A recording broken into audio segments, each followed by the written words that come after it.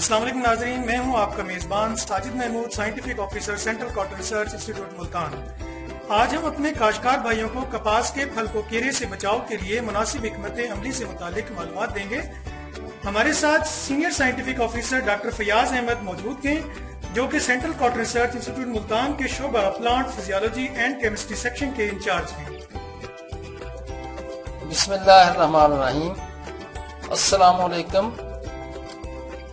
آج ہم کاشتکار بھائیوں کی رہنمائی کے لیے ان کو یہ بتائیں گے کہ کپاس کی فصل کے اوپر پھل کو محفوظ کرنے کے لیے ہمیں کیا کیا تدابیر اختیار کرنی چاہیے تاکہ ہمارے پاس ہماری فصل جو ہے وہ زیادہ سے زیادہ اچھی پیداوار دے سکے۔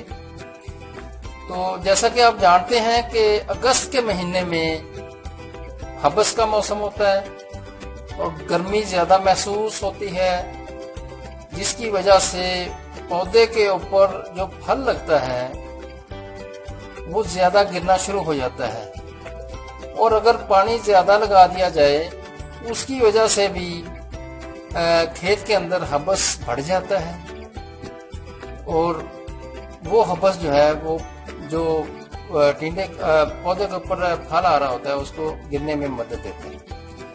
تو اس کے لیے جو تجربات ہم نے سینٹرل کاٹن ریسرچ انسٹیٹیوٹ میں کیے ہیں ان کی روشنی میں کاشتکار بھائیوں کی رہنمائی کے لیے چند گزارشات پیش کرنا چاہتا ہوں۔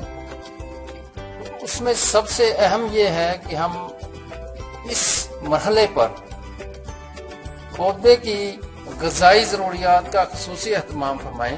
کپاس کے پودے پر پھل کو محفوظ کرنے کے لیے جو غذائی پروگرام ہم نے یہاں پہ ترتیب دیا ہے اس کے مطابق اگر اس موسم میں اس کا سپرے کیا جائے تو اس سے پھل کو محفوظ کرنے میں کافی مدد ملتی ہے۔ تو اس کے لیے magnesium sulphate 500 gram, zinc sulphate 300 gram, boric acid 300 gram, ferrous sulphate 200 gram, اور اس کے ساتھ ساتھ 2 کلو گرام یوریا، یہ پانی میں حل کر کے 100 لیٹر پانی فی ایکڑ اس کا سپرے کریں، اور 15 سے 20 دن کے وقفے کے بعد دوبارہ اس کو سپرے کو دہرا لیں۔ اس سے انشاءاللہ جو فصل پر ٹینڈے آ رہے ہیں اور ڈوڈی آ رہی ہے وہ محفوظ رہے گی، اور اس سے پیداوار آپ کی بہتر ہوگی۔